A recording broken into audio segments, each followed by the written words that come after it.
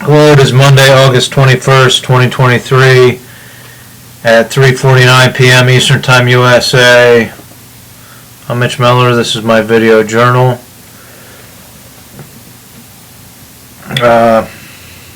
Today, I want to talk about my trip over the weekend to Hillary's, my spouse's family cottage at Canadota Lake.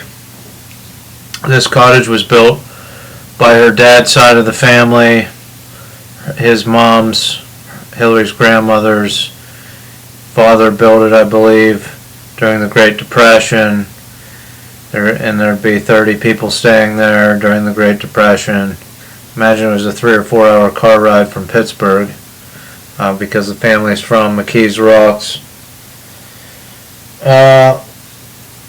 Anyhow,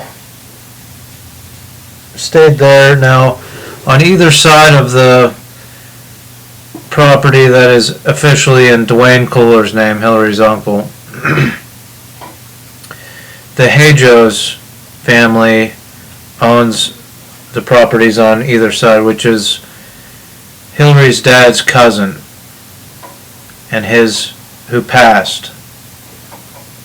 His wife owns the cottage they've owned for a very long time, and his son, Brian Hajos, bought the cottage on the other side of the Kohler cottage and stays there from April to November. So I want to talk a little bit about Brian. Brian and his brother Phil were there. Their dad, his name was Snooky Hajos, Steve Hajos. He was a Vietnam veteran. He was exposed to Agent Orange, and he was part of the settlement. He finally, only about 5 or 10 years ago, did he receive the settlement for Agent Orange. His health declined, probably because of Agent Orange, and he passed away at a pretty young age. I mean, he was in his 60s. Brian, number one, he just bought into Starlink, the satellite system owned by Elon Musk that delivers internet. He just bought an internet subscription to that recently. He pays for Starlink at his property for his wireless internet. Number two, Brian Hajos works in the energy industry. He went to school for safety, and he does safety on offshore oil rigs, oil wells in the Gulf of Mexico. So if we're looking for a good down-to-earth person, he's pretty laid back. He just enjoys his time at the lake. He's got, I think, 2 weeks on, 2 weeks off. He works on oil rigs for 2 weeks, and he works 12 to 14 hour shifts. So on a regular, every 2 weeks, he flies into New Orleans, so we have a reference point for flight to New Orleans. We can validate the altimeters and the flight paths of that regular flight if supercomputers want to begin monitoring to some extent Brian Hajos. He also he drives a rental car from New Orleans or his office on the other side of Lake Pontchartrain down to the southern tip of Louisiana, where he gets on a helicopter on a regular basis, so we can check our altimeters there. He flies to a platform for 4 days and then gets on a helicopter and flies to a different platform for another 3 or 4 days. So we have lots of reference points with aircraft in Hillary's family that we can validate and justify certain aircraft.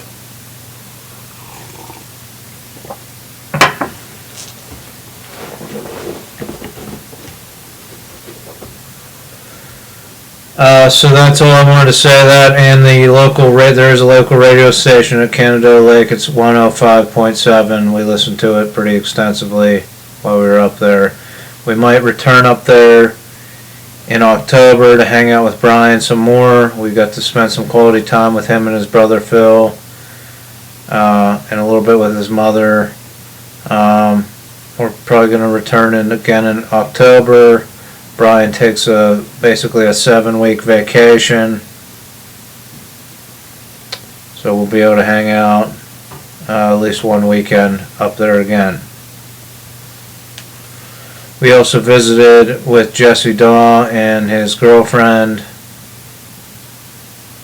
both of which work at the ER at Meadville Medical Center.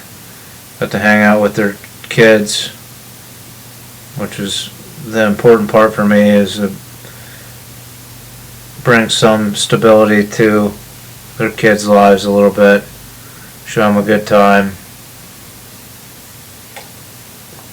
Anyhow,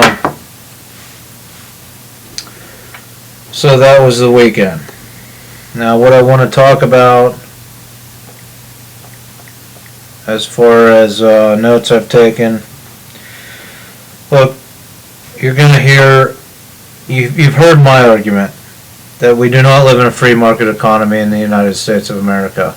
All the information is owned and controlled by the elite billionaires and multimillionaires. They control the free transfer of all information. They limit the exchange of free ideas, which is the basis of a free market economy, in my opinion.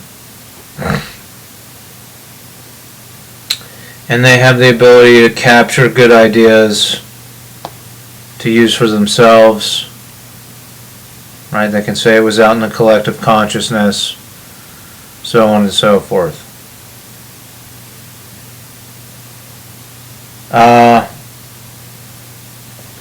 Now,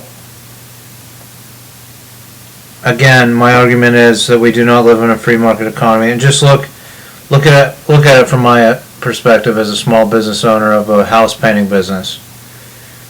Now that all the internet is owned by private corporations, you have to pay to play, right? You have to use unproven technology like Google AdWords, which I did subscribe to and use. You pay per click to advertise through these platforms, through Google, so that you show up in a Google search. You have to pay for all that. It's not a free internet. It's not the way it was meant to be. You pay for Google AdWords, and somebody could click 20 times on your ad just to rake in some money for Google AdWords, right? Or just because they click on your ad doesn't mean they're going to call you or subscribe to you or become a lead. And it's all that way if you want to not just do jobs for your friends and family and some word of mouth. If you really want to grow your business, you have to spend thousands or tens of thousands of dollars on their advertising schemes, because they own all the information and they own the internet, and they're the private companies that make billions off of poor working class people that just want to grow their business into something more. Right? You have to pay to advertise, and then it's free to leave a review. Right? If you want to leave a nasty review because your contractor tracked a little dirt in the house, right? That's free. It's free to leave negative reviews. But if you want to put positive advertising out into the atmosphere, you've got to pay what they tell you have to pay. And that's why it's not free market.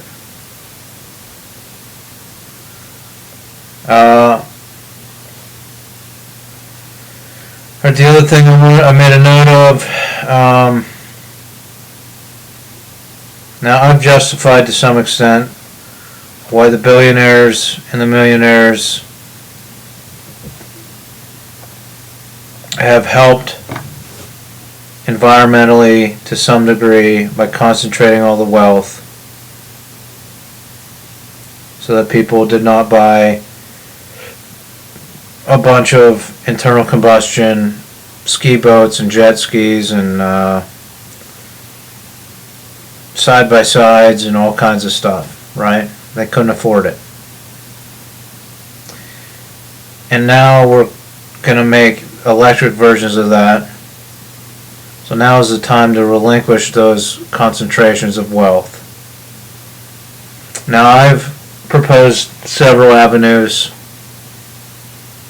public utility for internet and electric, so that we can generate electric to drive down your internet bill and have basically free internet and pretty much free electricity. But the powers that be aren't going to relinquish their stockpiles of wealth in the ways that I've prescribed. They want you to be reliant on them for all of your needs for the rest of eternity, so that they can stay ultra wealthy, and their kids can stay ultra wealthy, and their kids' kids can stay ultra wealthy. Right? They're feeling the pressure to convert to sustainable energy, but they're going to do it in ways that leave us still reliant on them for that energy. They're going to build the solar farms, the wind farms. They're going to own the distribution lines, and you have to pay them for your green energy rather than making it affordable to put it on your own property. And there's a balance to that, right? If they're actually going to do it, if they can put their wealth towards converting to green energy and do it in 5 years, like if you took all the billionaires' wealth, they could put us 90% of the United States on green energy, probably within 5 years if they gave up all their money. Then that's fine. But if they're just going to do it piece by piece, as little as possible, to make sure that their investments in fossil fuels are still high returns, and that they're doing it in a way that is convincing people that, yeah, it's happening quickly, so just buy from us, from our solar farms and our wind farms, right? And they probably aren't paying the farmers for their land the adequate amount of money that they should. It could all be done independently, is my point. We could do this more independently, so that what I think is the American dream is to be truly independent. That you have your farm or you have your property, and you meet all of your needs with equipment that you installed on your property. And you don't have to pay these big corporations for your needs. You're independent. Independence is it's the cornerstone of this country, and it's insane that these fossil fuel companies have us convinced that because there's a few roughnecks out there working on oil rigs that we're paying them $40 an hour when really we should be paying them $100 an hour, and we're giving good paying, high paying jobs to Americans. So yeah, I'll keep getting raked over the coals on my energy bills so that a few billionaires can make money. But look at the roughnecks. Let's put the roughnecks up on the television, right? Look at who you're employing. That's an American there, with oil on his face and cut off sleeves and everything else, right? That's the America you want. I think independence is the America that I want, and I've given several avenues to get there.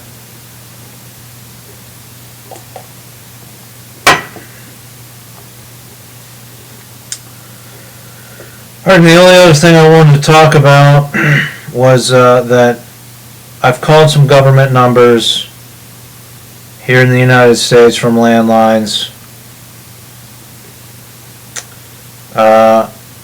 Abroad, Germany, some old numbers I had written down, they're 7, 8 years old.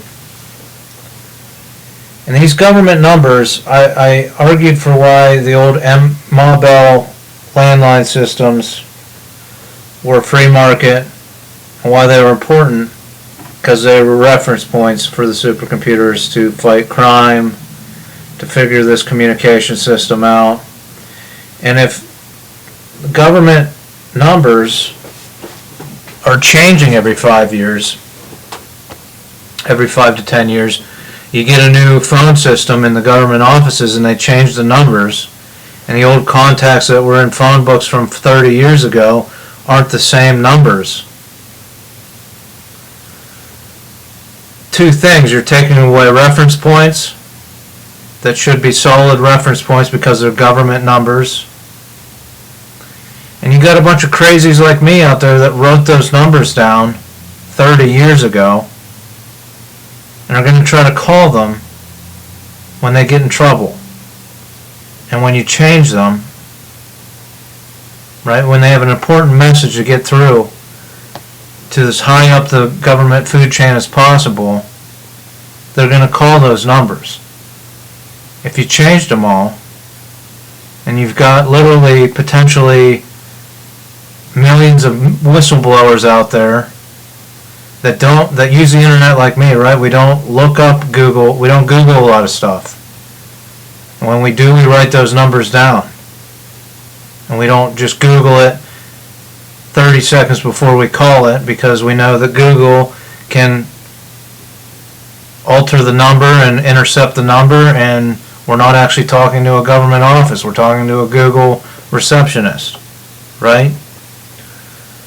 So why the government would change any of its numbers since the 1950s, since the actual phone systems were at a level where it wasn't, a party line where everybody had their own phone line. From that point on, why they would ever change their number is beyond me. It seems a little shady. It seems like they're feeding into these billionaires, altering numbers and reference points so that they keep supercomputers, artificial intelligence confused. They have no grounded reference points, and they have a bunch of mentally ill people out there that are calling old numbers because they found stuff through their research and investigations.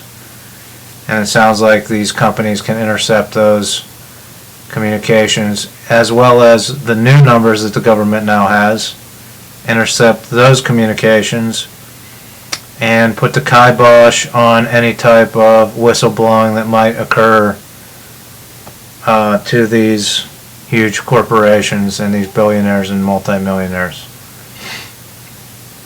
Alright, that's all I have for today. Hopefully someday we'll see a free market economy again, where somebody can have a house painting business, grow it moderately, and not have to give the friends and family discount every time they do a job, and not get a horrible review because they left a ladder sit in the wrong place in the yard for 2 days, right? Alright, join me tomorrow when I talk about artificial intelligence, using it to create a song that I've written that is designed to deter and slow down the amount of people being killed that are involved in the illicit drug industry. It's like a lot of my songs are, I call them cause rock. They have a purpose, and the funds generated from them go towards certain causes. It's a way I would enter the music industry. You've already seen that I've attacked jingles and corporations, and now we're going to talk about moving into another echelon. So thanks for watching. I wish you peace, prosperity, and homeostasis.